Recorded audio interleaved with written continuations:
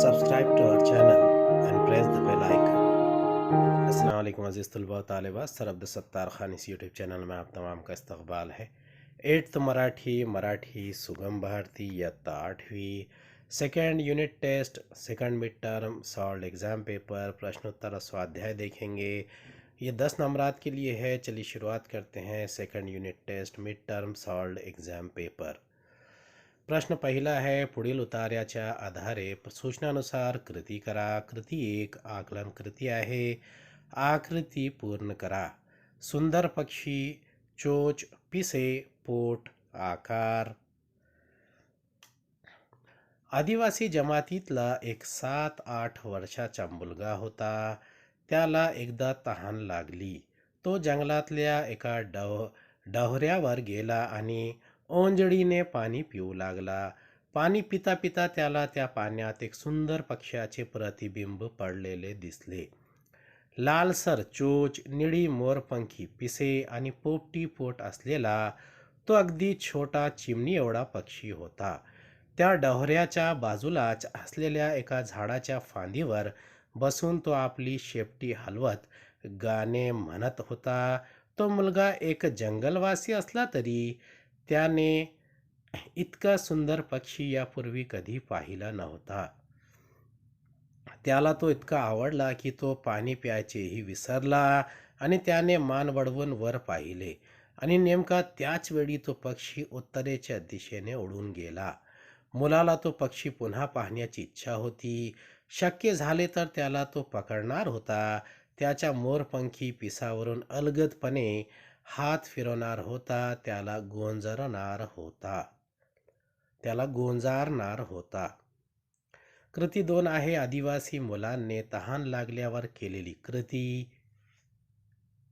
कृती 3 कारणे शोधा. जंगलवासी मुलगा पाणी पिण्याचे विसरला कारण जंगलवासी मुलाचा पक्ष्याचा शोध चालूच होता. कारण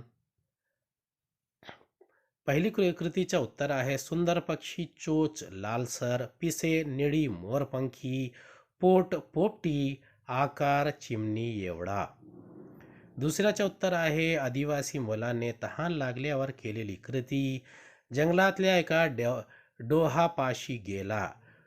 दुसरा ओंजळीने पाणी पिऊ लागला. तिसरी कृती आहे त्याचा पहिला आहे जंगलवासी मुलगा पाणी पिण्याचे विसरला कारण त्या पाण्यात त्याला एक सुंदर पक्ष्याचे प्रतिबिंब दिसले. दुसरा जंगलवासी मुलाचा पक्ष्याचा शोध चालूच होता कारण त्याला तो आवडता सुंदर पक्षी हवा होता. प्रश्न दुसरा, पुढील कवितेच्या आधारे सूचनानुसार कृती करा. कृती 1 आकलन कृती आहे. आकृती पूर्ण करा. कवीच्या मते माणूस स्वतःसाठी करतो त्या गोष्टी.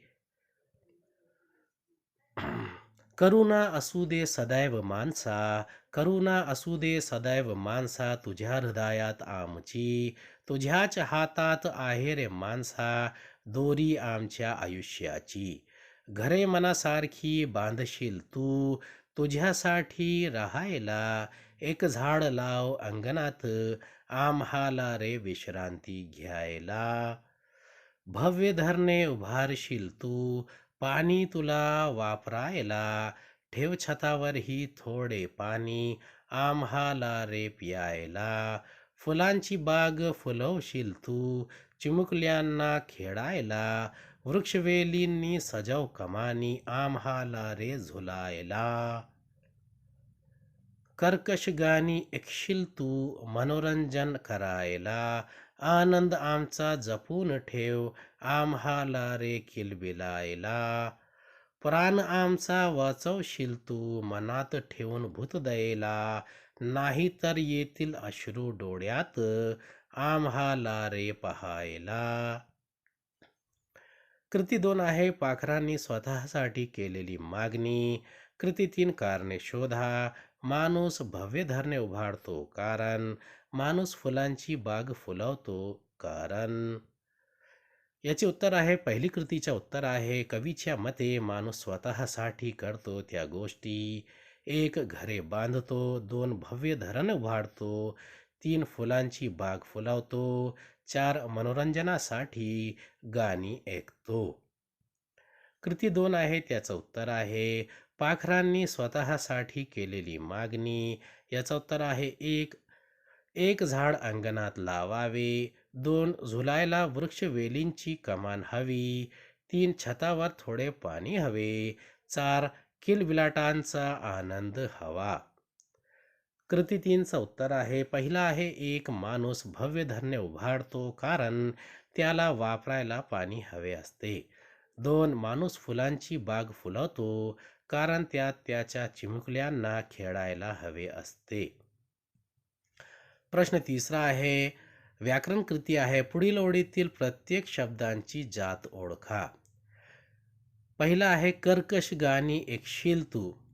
यापैकी कर्कश म्हणजे विशेषण, गाणी म्हणजे नाम, ऐकशील म्हणजे क्रियापद, तू म्हणजे सर्वनाम.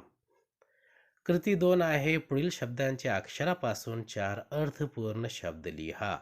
वाचवशील त्यापैकी पहिला आहे वाच, दुसरा आहे चव, तिसरा आहे वाव, चौथा आहे वाचव. मनासारखी यापैकी पहिला आहे मना, दूसरा है साठ, तीसरा है नार आणि चौथा है खीर.